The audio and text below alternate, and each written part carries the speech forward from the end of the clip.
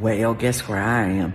I'm way up in the sky. The internet and the world at large suffered an enormous loss recently with the passing of beloved comedic actor and queer icon Leslie Jordan. Jordan was best known for his extensive television career, most notably for his portrayal of the delightfully cheeky character Beverly Leslie on the sitcom Will and Grace. He brought his comedic talent to social media with the creation of his Instagram account in 2018, and his celebrity and hilarious content brought followers to his account in droves. Jordan created his TikTok account in 2021, and his gregarious personality proceeded to inspire several viral sounds and trends on both platforms. For example, in 2020, Jordan posted a video speaking to his followers where he exclaims, "Lord have mercy, I'm about to bust." The clip went viral with thousands of creators posting reaction videos and lip dubs using the original sound. Jordan inspired his followers with his joyful outlook, reactions to popular music, and openness about his experience growing up as a gay man in the South. He also regularly collaborated with musicians and other celebrities and influencers. Leslie Jordan died on October 24th, 2022 from medical issues triggered by a car crash. He was 67 years old and had recently purchased his first home. His final post on Instagram depicted him singing the song "When the Roll is Called Up Yonder" alongside country musician Danny Myrick, which many found eerie in hindsight considering the lyrics and his passing soon after. Many also saw it as a source of comfort that he may now be at peace. Still, it's clear that Jordan and his effervescent spirit will be severely missed.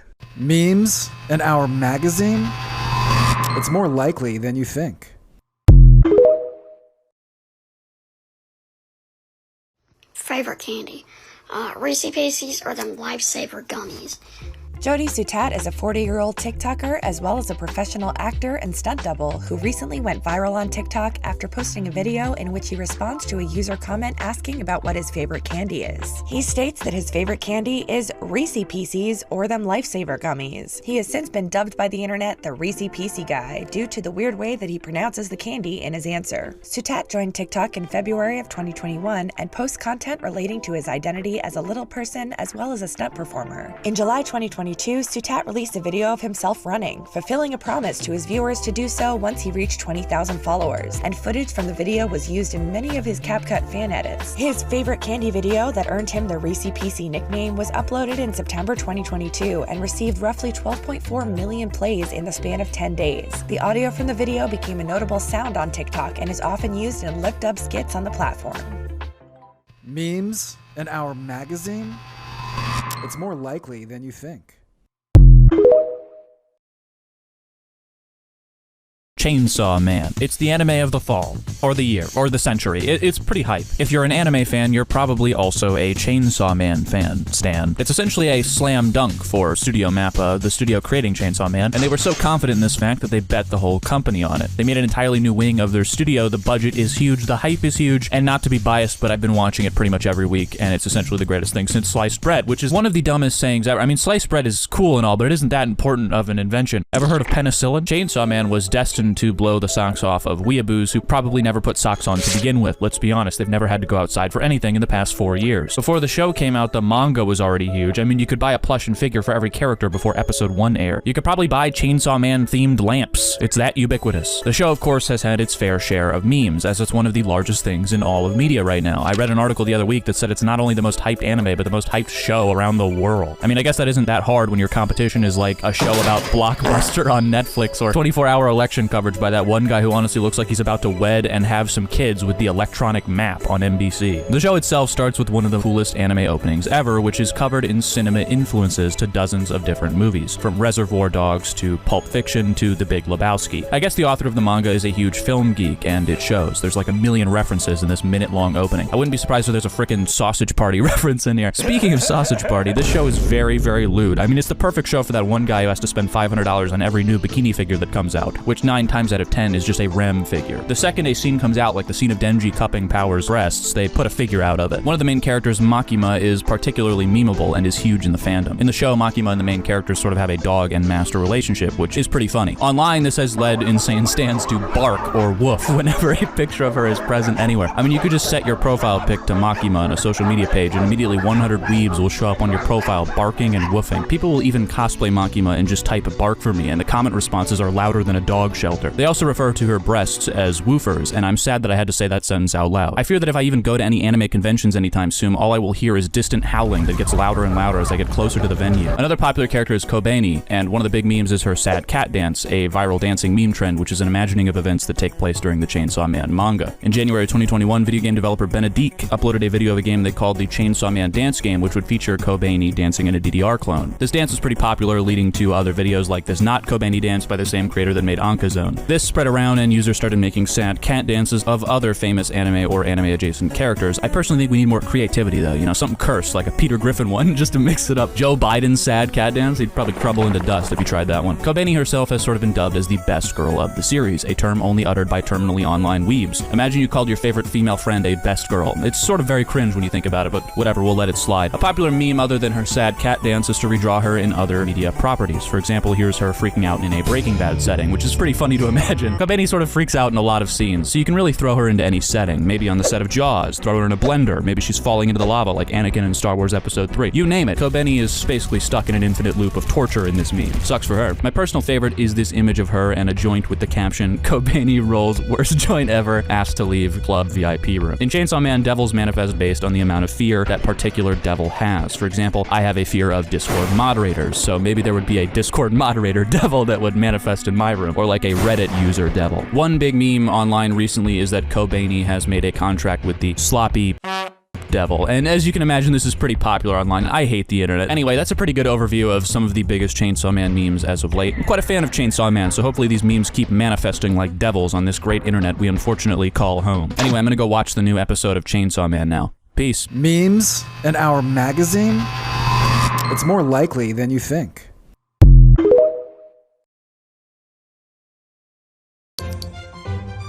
Son of a I'm in. The Luddy is a dance created by the streamer Ludwig that involves rhythmically moving your arm in a half-circle motion while shifting your feet in place. Ludwig came up with the dance in high school during theater class as a way of comedically distracting on-stage performers from backstage. He performed the dance numerous times on stream, including in a stream where he hits the Luddy while dressed in a pink maid costume. The dance hit the mainstream in October 2022 when Your Rage posted a video of Ludwig doing the dance during the FaZe Clan TwitchCon party. The video went viral on Twitter. In the following weeks, other streamers started to react to it and try the dance out for themselves. Some of the most prominent streamers to hit the Luddy, or at least attempt it, include XQC, Hassan Piker, and Valkyrie, who gained over 4 million views for her TikTok video doing the dance. Ludwig himself has embraced the meme and has been teaching others how to do the dance since it went viral, also reacting to people's attempts on his stream.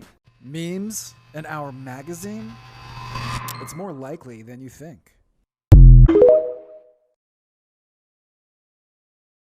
We think it's time Know Your Meme revealed the secret to our success. It's because we're a bunch of tech extremist Zara employees with Mongolian fishing boots. A recent TikTok trend is claiming that the 3 vital components for a successful future are Mongolian fishing boots, tech extremists, and Zara employees. The videos are mostly parodies of hustle culture and the Sigma mindset, producing ironic business advice videos that emphasize the importance of these elements. The trend was originated by TikToker Santa Luca in October 2022 when he started regularly posting hustle culture parody videos in black and white, with the first one claiming that he became a millionaire at 16 and satirically revealing that he lives in a small town in Mongolia. In this video, he also says his success was due to recording and selling footage of Shrek's funeral. In another video, he says that getting a pair of Mongolian fishing boots helped him go from being an incel to having 10 wives. Santa Luca also often mentions tech extremists and Zara employees in his videos, as well as having multiple Mongolian uncles. For example, in one video, he classifies most common jobs by height and lists tech extremist as class 4. In another video, he claims that his girl left him for a Zara employee. Santa Luca's real name is Luca Maxim. He's also a musical artist and posts most of his TikTok videos set to his original track, Do You Bleed at All? His videos each garnered hundreds of thousands of views as others on the platform started reiterating the concepts of Mongolian fishing boots, tech extremists, and Zara employees. Many of the videos referencing these concepts are also set to Maxim's original song. Memes in our magazine? It's more likely than you think.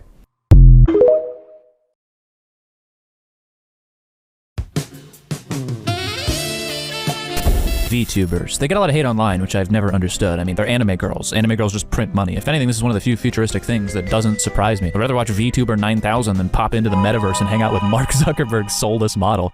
Regardless, VTubers are sort of a recent venture. Although anime and television has referenced computer-generated characters since the 80s, and obviously there's, you know, Hatsune Miku, which was popularized in 2007, and that one Domino's ad. VTubers themselves haven't popped off on the internet world until fairly recently. I guess the tech has finally caught up. Still waiting for my hoverboard, though. Before the VTuber, there were definitely digital personas like Little Michaela, which is a completely 3D rendered pop star and Instagram model. I mean, honestly, this rocks. You could just be the most hideous neckbeard ever and make millions off of a model. I should have done this. In 2019, FN Mecca, an AI SoundCloud rapper, started creating some soulless and tasteless music. There's an AI version of everything now. By 2024, we're just all going to be doing this in AI. I mean, who's to say I'm not AI right now? You should put me through the Turing test. I don't think I could last. I'd just start throwing these scripts into an AI generator. That would make my job a lot easier. Anyway, I think the real first VTuber I can think of is AI Kizuna, which is a virtual YouTuber who uploads Let's Plays and vlogs. She launched a lot of this in 2016, and by the next year, she had 300,000 subscribers. I remember hearing about this blowing up back in the day and thinking that the simulation was breaking. Nowadays, this sort of technology is pretty common. If you log into Twitch TV or YouTube streaming, you'll see a million of these VTuber models playing Apex Legends. And I have to admit, it definitely saves time. I mean, I could stop showering for weeks. I'll just have this anime girl do it all for me. Project Melody is another VTuber known for adult content. Look, I'll let you tab out and search that one up. I mean, look, of course there's adult content of VTubers, okay? What did you think? It was just gonna be all fun and games? Like wholesome Minecraft Let's Plays? Of course there's gonna be a little bit of that. Another popular VTuber is Gargura, which definitely has a huge online presence with many memes. I feel like a couple years ago I couldn't escape this shark girl. It's a cute design. She's sort of different because she was part of that first wave of English-speaking VTubers, part of HoloLive's Generation 1 wave. I sound like a complete virgin. Another popular one is Mori, known for these epic, edgy songs like this one. It's like the modern-day Naruto Linkin Park In the End AMV. Back in my day, we'd log into 2006 YouTube, and the best we had was a Nightcore version of Animal I've Become, played over a collection of 240p images of Sasuke crying blood made in Windows Movie Maker. I'm kind of jealous that I didn't get to grow up as a kid right now. Seems tight. VTubers sort of have their own agencies, though. Like HoloLive, there is also V Shoujo, which houses big names like Project Melody, Neanners, and Iron Mouse. If you want to see how far this has come tech-wise, take a look at this video of Neanners from 2014, and now look at the production quality today. Yeah, man. Anime is going to take over the world. There's about to be an anime US president. Within 16 years, that's happening. So you may be asking, what about the memes? And I'll tell you what, I'm going to be honest, I have no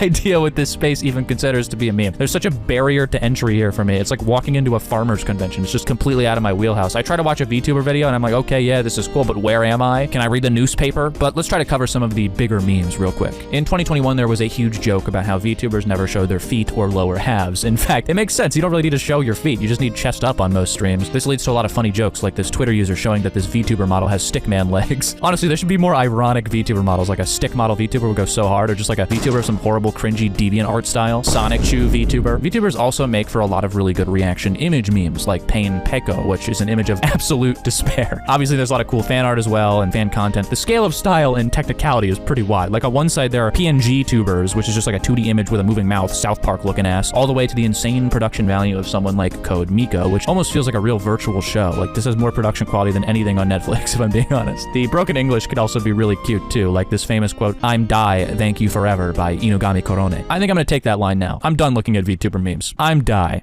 thank you forever. Memes in our magazine? It's more likely than you think.